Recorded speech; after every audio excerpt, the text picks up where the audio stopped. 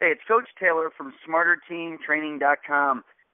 To be honest with everyone on the show here, we just got done with an amazing conference this past weekend. If anybody that did not get a chance to make it here to Baltimore, Maryland, it was a sold-out event. We had an unbelievable amount of presenters, sponsor involvement, and the really cool part was the involvement of the attendees. And if you're going to events, I think it's very important for you to reach out to presenters and be prepared for events. We send notes normally it's a Tuesday or Wednesday before a weekend event, and the people that actually had a chance to go through them and be prepared for the event, I think just add to the value of the questions and add to the content being shared. And one of the conversations that occurred throughout the Learn by Doing segment was the fact that we don't have chalk in our facility. And that might sound silly to some people, but it led to a conversation about cleanliness and then it turned into germs and some other things. And it's a small world in this profession. And another guy connected me with a gentleman named Tony Maddalone, and he's actually with Hand Armor. And we actually got on the phone on the Sunday after the conference, just a couple days ago, to be very fair. And I wanted to share a story. So I don't want to take any thunder away from you here, Tony, but I think you got a cool story to share. And I want to get people on the phone here just to start talking about some other things that are out there above and beyond what's already going on, from the plates, the equipment, and the barbells, and the running and the sprinting and the program design. This might be a topic that people are actually overlooking just a little bit as far as helping keep their athletes healthy, even adding to their grip, and a couple other things that you and I have discussed. And I don't again want to let the cat out of the bag, but for the sake of a longer introduction, Tony, I'm just happy to have you on the phone here, my man, and I'm looking forward to sharing your story here. Hey, thank you, Coach Taylor. I appreciate you having me on, too. I'm excited to be a part of the show. Tony, before we get started, big dog, do me a favor. Can you walk me through a little bit about where your passion for this field came from? I mean, this isn't even a question that we talked about yet, so some of these are may not catch you, off guard here a little bit, but I really want to find out about who you are as a person, and tell me a little bit about your story. I mean, how did you, evolve in this field and really become the man behind Hand Armor? I was always an athlete growing up. I was never the most talented individual in the field. Usually I was kind of one of the lesser talented kids in the field, but I love football, and I was always undersized too. Thank goodness I was kind of fast. I grew up in Hawaii, so I could run away from a lot of guys, thank goodness. But, I grew up always wanting to be better at sports, and so I kind of trained hard in the weight room both in high school, and I tried to play football at college, but I was undersized. I didn't get a lot of attention coming out of high school. So I actually walked on at Weber State University and did a lot of hard work in the weight room. I made the team as a walk-on. So I loved that part of it, and kind of fell in love with the strength conditioning side of the football. This episode on the show is going to talk a little bit about the strength conditioning side of your background and the business side and a little bit of the product side that you've actually created.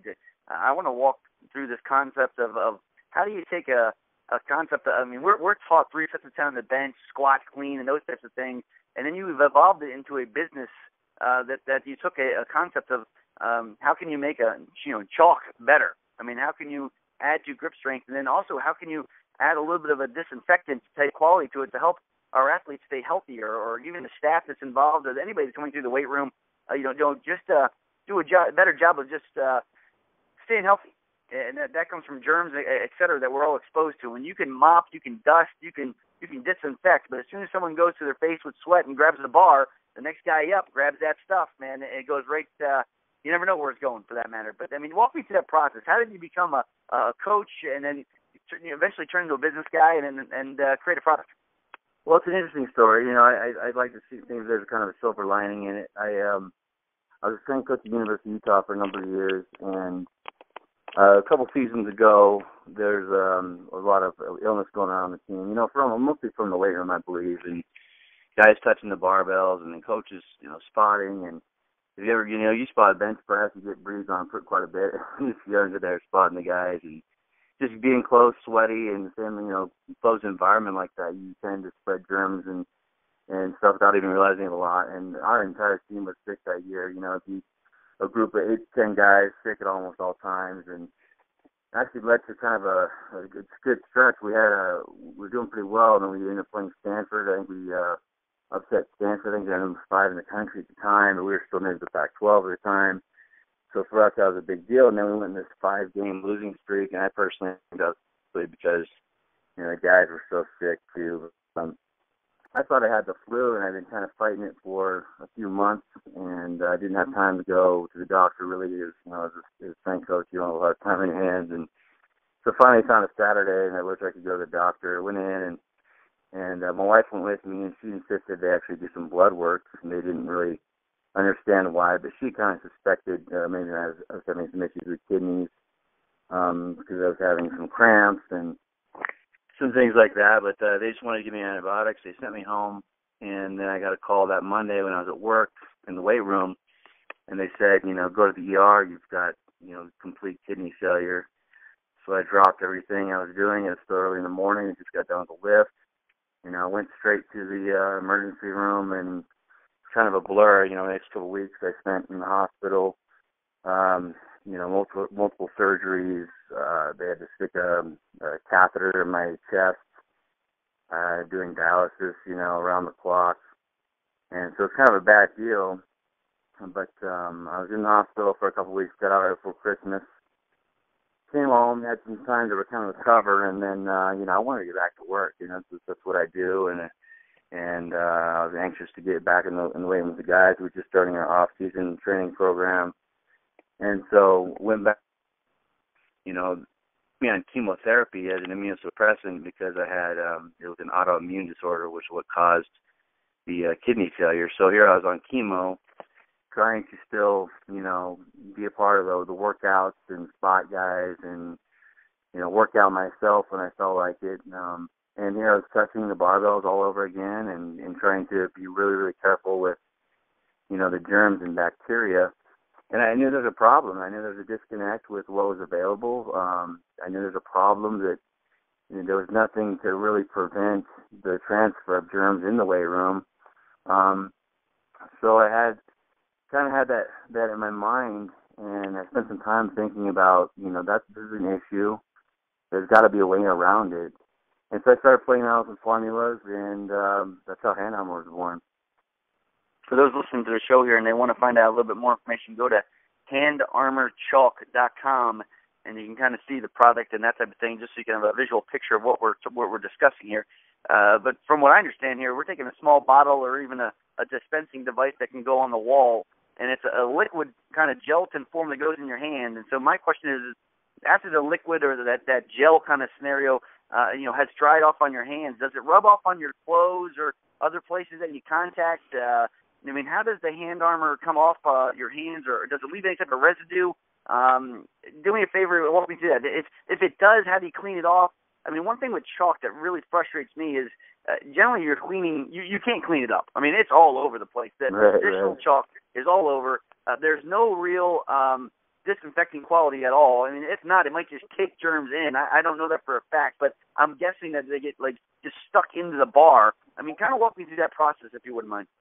Like you said, it's really easy to use, and we actually have it in dispensers now as well, where you can mount them on the wall and just push the little handle in just like you would with a hand sanitizer, and it comes out in the perfect amount, and you put it in your hands. It's usually the size of, say a nickel to a quarter in your hands, and it has a kind of a lotion type consistency to it, and you spread it in your hands. And it's really important not to rub it in, just to spread it on your hands and then let it dry from there. Because as it's drying, it's actually killing all the germs and bacteria, H1N1, MRSA, ringworm, staph, even things as nasty as herpes, believe it or not. Kills all those things that are on your hands. So basically, if you touch your face or doing after that, you're not going to be exposed to those germs. But in terms of getting on your clothes and whatnot, it's going to act about the same as normal chalk does. If you touch clothes or clothing, it's going to leave a little bit of chalk residue on there.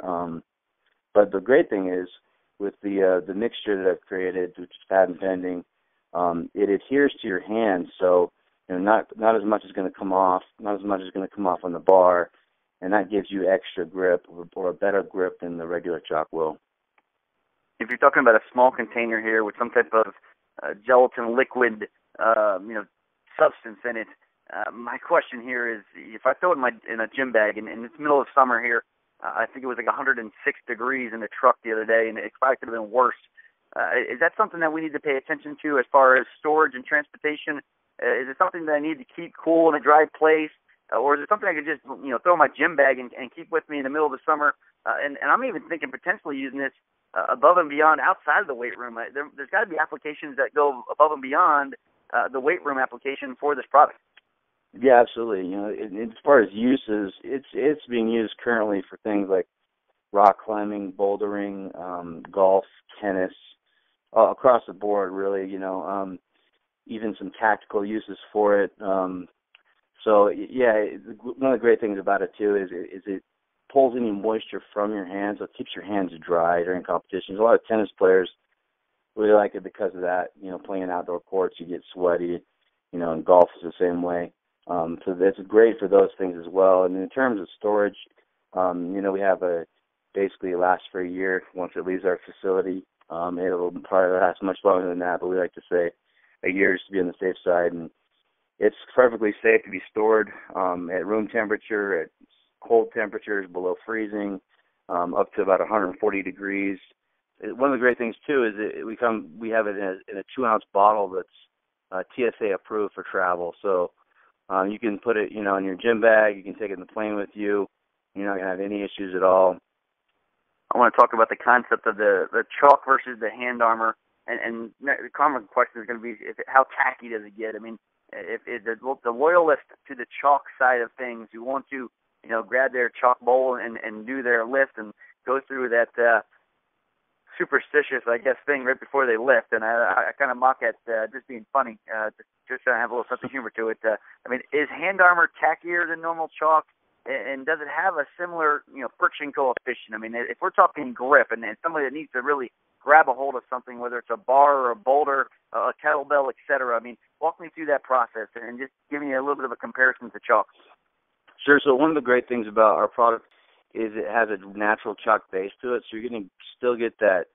You're still going to feel like you have, real chalk on your hands, as opposed to, other things that are like resin based and it's going to give you a better grip because when you mix it with our antibacterial agent, it adheres to your skin better, so it gives you that better grip.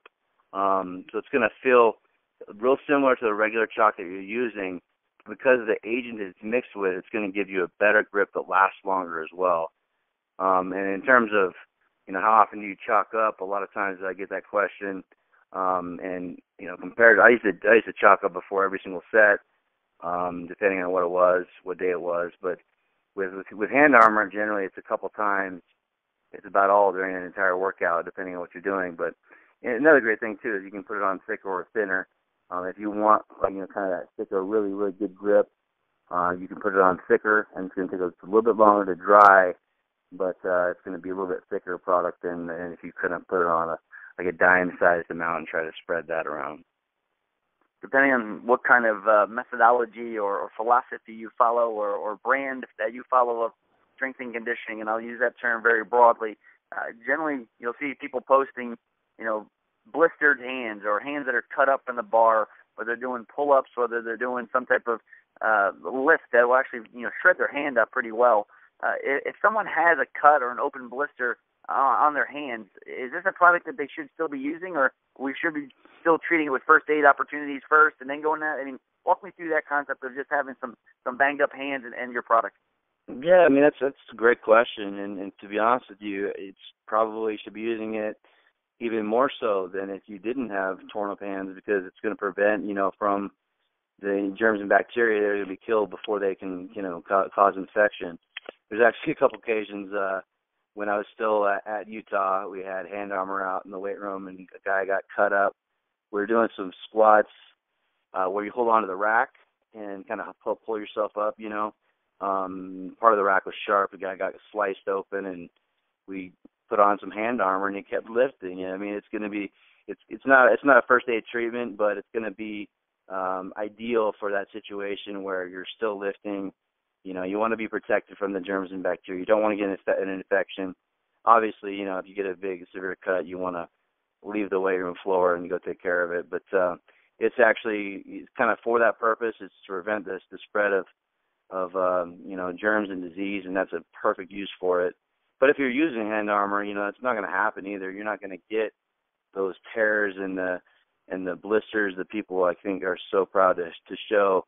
Sometimes I wonder, I see those pictures and I'm like, well, are you proud of the fact that your hands are ripped open, or are you just, trying to find a solution to that problem? Because I see that a lot.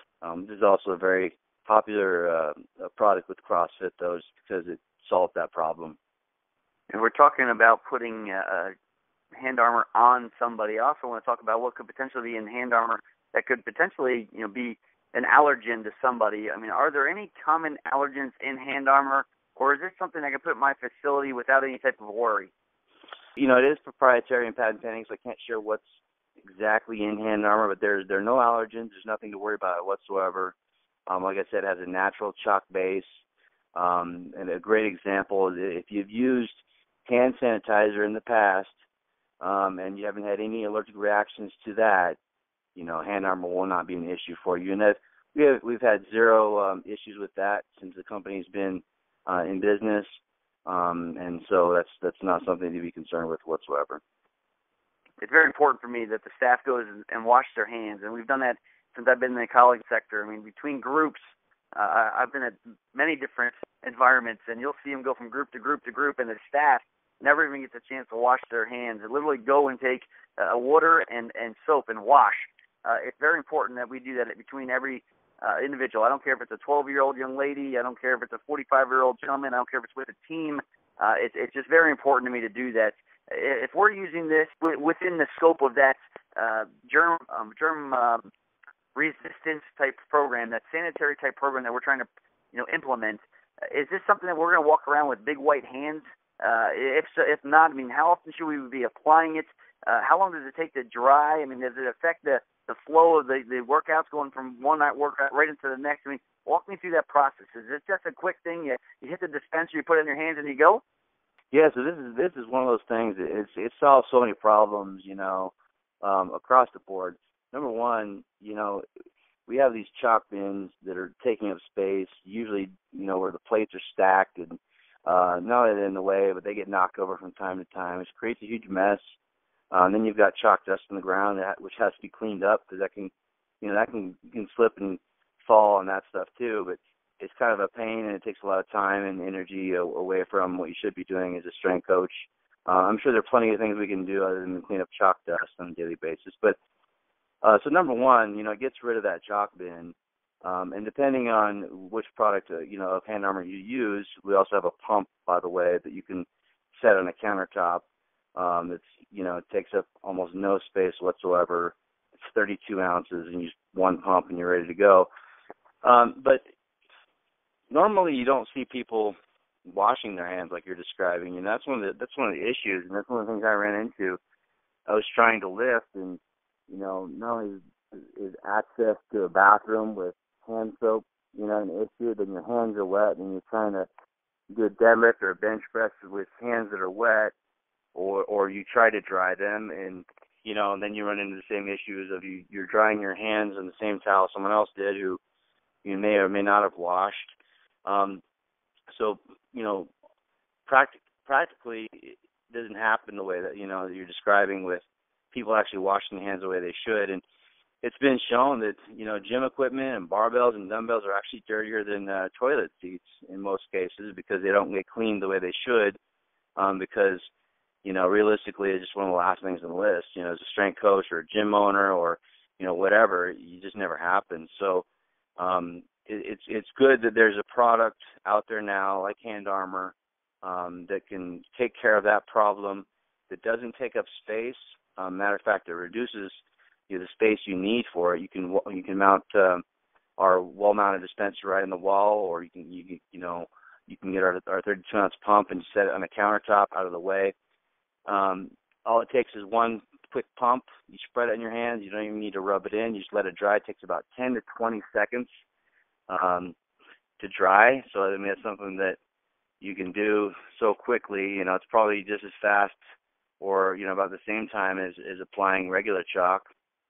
And So it doesn't take up more time or more space. In most cases, it would take up a lot less space.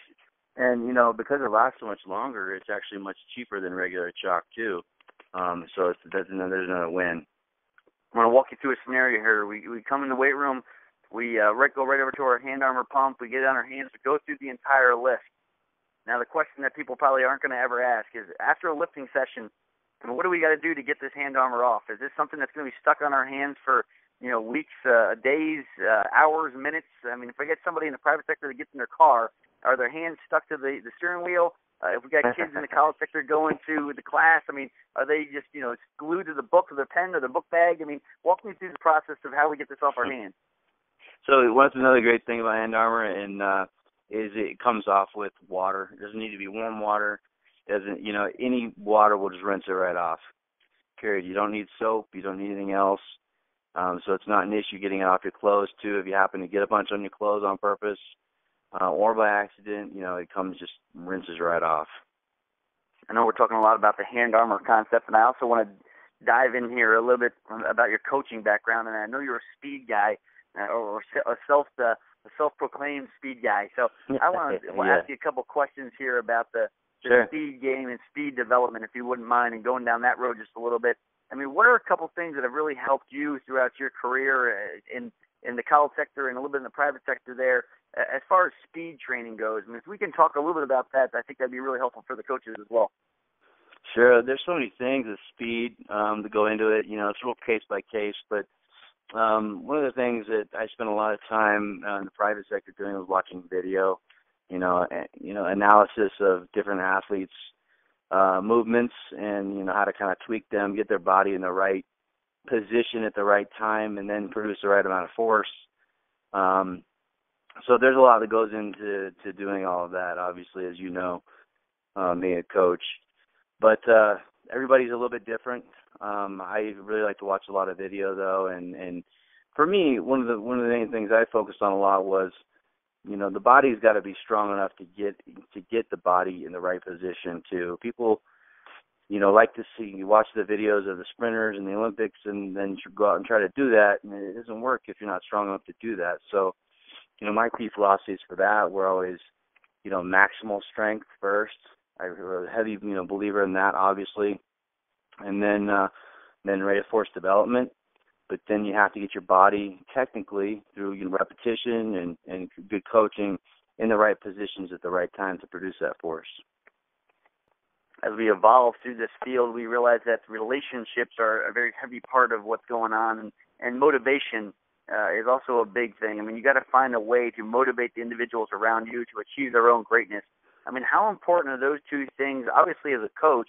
And then now that you're in the business world, I mean, do they translate pretty well as far as, the value of building relationships and then also finding out what motivates the people that are around you? Yeah, I think it's the same thing, I think either being an athlete or a coach or both, at some point in your life, I think you have a huge advantage over most individuals, It's all about motivation. I mean, a lot of times, as an athlete or a coach, you're put in a position where, you need to motivate others, even yourself in a lot of cases, to accomplish that goal. And generally, if the goal is big enough, it's going to take a lot of sacrifice and hard work to get to that point. To be a champion, to be good at what you do, and that means giving up things you don't want, that you'd rather do for things that you don't really feel like doing that day, or maybe you do. But it's all about motivation and trying to push that envelope. To get yourself better, your team better. And I think that translates so easily into the business world. I'm never going to be, the businessman that went to Princeton and got his, master's in business administration or whatnot, because that's not me. But I'm trying to take what I've learned, both as an athlete and a coach, and just translate that to the business world. So it makes sense for me. And I feel like if I can do that, if it makes sense to me, it'll make sense for Hand Armor, and I think we'll do well, keeping in mind kind of those key philosophies of just hard work, teamwork, trying to create that culture of success, I think is huge. And I think if you can be a winner in athletics and sports, you can be a winner in anything. I mean, and vice versa. So I think it's just it's pretty easy translation. I think from the college ranks to business. I want to talk about two big things I think that help with a presence for a business, and the social media aspect obviously is, in my opinion, here to stay. I mean, if you're building a business nowadays, you got to be on top of that. The other thing is having a presence at conferences and events. And I want to ask you from a customer standpoint, or what you would like to see from them, kind of thing. I mean, from a social media aspect, I mean, how big is it to get feedback or pictures or just even just sharing how they're using the product through that vehicle with you? I mean, it's probably pretty cool for you to see interactions between where Hand Armor has gone around the world now and how you started the business. I'm sure that adds to your motivation.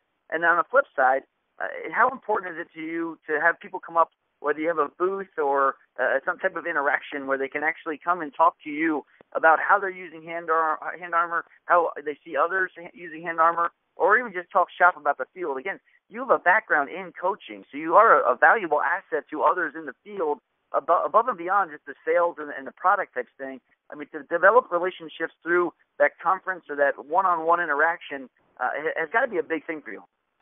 Absolutely. And, when I first started Hand Armor, it was, and it still is really, it's a grassroots type of organization where it's started from word of mouth and just, gone crazy from that, really. And that's been all based on people trying the product and people hearing about people that have tried it, and that's all been mostly through social media. And so we live and die by that. I mean, that's kind of what we've built our business around, because we feel that that's the time that we live, and it tells the true story of our company, and it's real. I mean, people like it, they'll tell you. If they don't like it, they'll tell you. And you can get online right now and see how people feel about Hand Armor. People go crazy about it. It changes their whole experience in the weight room. And then in terms of speaking with people and for me, when I hear about someone saying, "Oh, I love your product," or "I love Hand Armor," it means the world, because it's something that I created.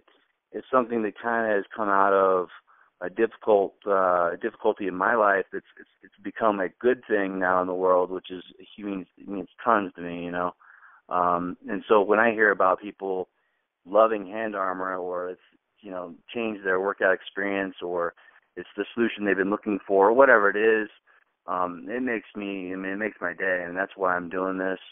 It's huge. And like you said, it's not about sales. I don't think it can be about sales. I think the sales take care of themselves when you believe in your product, or whatever it is you're doing for your career, whatever it may be, whether it's strength conditioning, coaching, a football coach, you're in business, whatever it is, as long as you believe in what you're doing and you're passionate about it, I think that things sell themselves if you believe in it enough. Unfortunately, we're working in a field as strength conditioning coaches at the college or pro level that more than likely you're not going to retire as a strength conditioning coach at the college or pro level.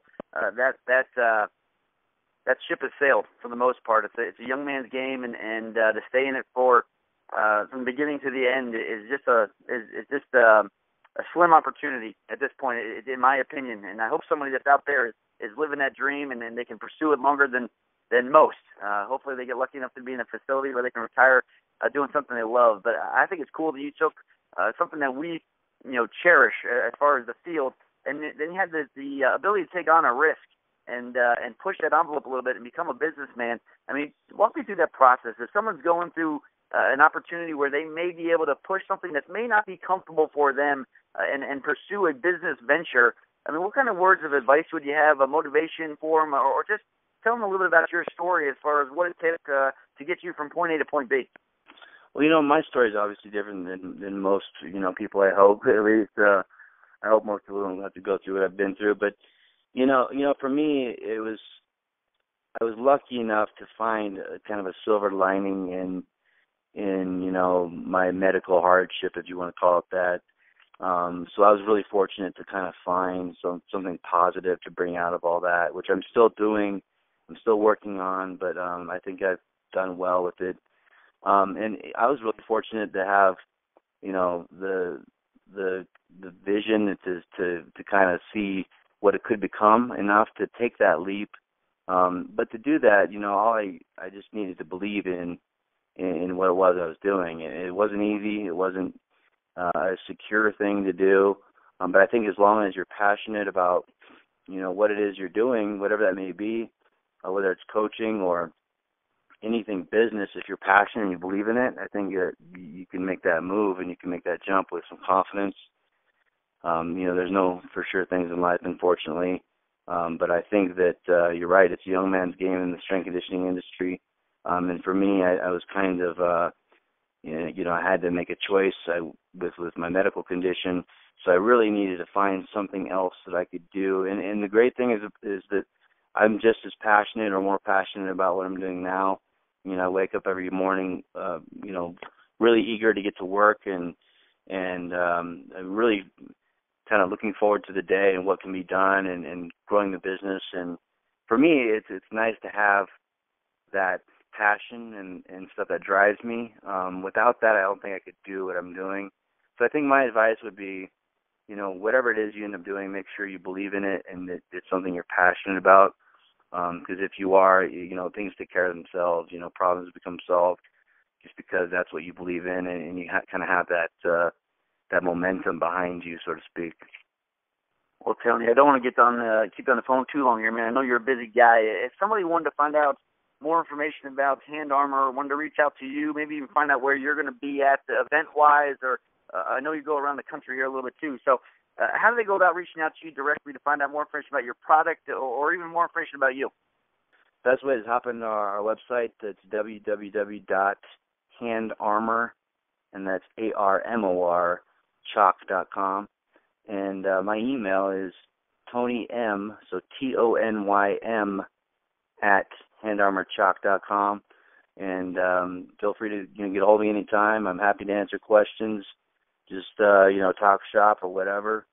And, feel free to get a hold of me. I'll give the listeners here a little bit of a heads up. I actually reached out to him because of the interest in Hand Armor. I didn't even know the guy was a strength conditioning coach prior to, obviously, his business venture. And we got just talking shop about strength and conditioning. So it's really a cool resource, again, to just reach out to somebody in the field, learn a little bit about their story. And I was learning stuff about strength and conditioning on a phone call that I didn't even know we would even go down that road. I really thought we would be talking about product and almost like a salesmanship type scenario, but it really turned into a cool conversation that led to a real quick relationship, and I enjoyed the conversation. And Tony, man, it was just an honor to get you on the phone here, man. I appreciate learning a little bit about your story, and hopefully this is a launching pad for us to do many more things down the road, big dog. Absolutely. I appreciate your time, Coach Taylor. I appreciate you having me on the show. I look forward to many things in the future with you guys.